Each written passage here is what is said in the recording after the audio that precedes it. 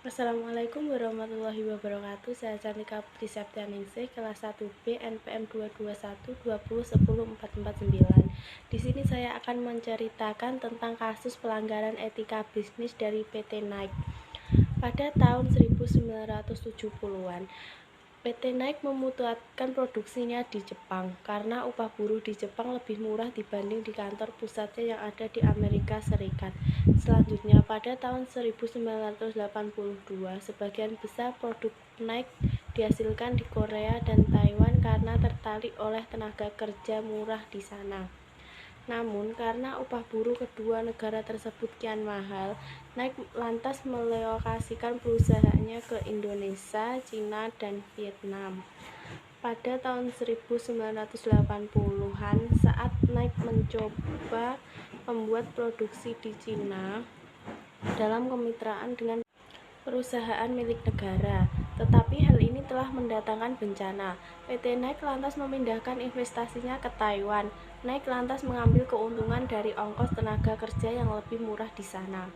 Pada akhir 1980-an, dengan adanya pergolakan buruh di Korea Selatan, ada peningkatan tingkat upah dan hilangnya kontrol dari tempat kerja oleh otoritas Korea yang telah membuat negara tersebut menjadi kurang menarik bagi investor, baik asing maupun dalam negeri, yang mulai mencari lokasi lain yang lebih menyenangkan.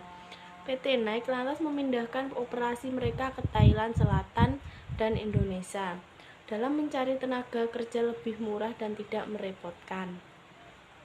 Upah di negara tersebut disebut sebagai salah satu negara yang murah karena hanya memakai seperempat tarif dari yang dibayarkan di Korea Selatan. Analisis dari kasus pelanggaran etika bisnis PT Nike. 1. Pandangan secara norma sosial. Dalam pandangan secara norma sosial, PT Nike tidak menghargai hak-hak pekerja untuk menerima gaji sesuai dengan pekerjaannya, tidak memberikan keuntungan sedikitpun buruh dan manajer, cenderung memaksa pekerja memenuhi target produksi tanpa memberikan fasilitas yang memadai. 2. Pandangan secara norma hukum. Perilaku PT Nike tersebut tidak layak yang dilakukan perusahaan terhadap buruh tertulis di dalam Undang-Undang Nomor 13 Tahun 2003 tentang Ketenagakerjaan. Pasal 88 ditegaskan bahwa setiap pekerja atau buruh berhak memperoleh penghasilan yang memenuhi penghidupan dan layak bagi kemanusiaan. Ketiga, pandangan secara norma agama.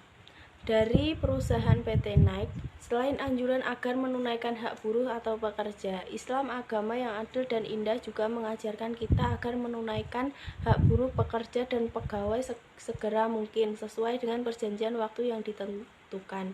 Berikanlah kepada buruh atau pekerja upahnya sebelum keringatnya kering. Tertulis pada hadis riwayat Ibnu Majah As-Sahih.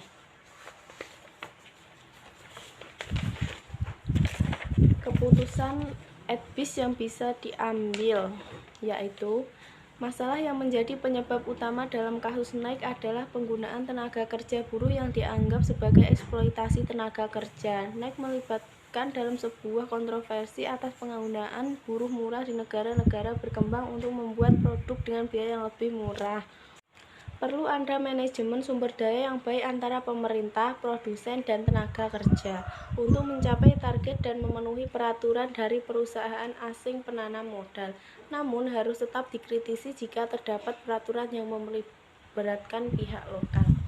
Sekian dari saya, terima kasih. Bila ada kurang lebihnya, saya mohon maaf. Wassalamualaikum warahmatullahi wabarakatuh.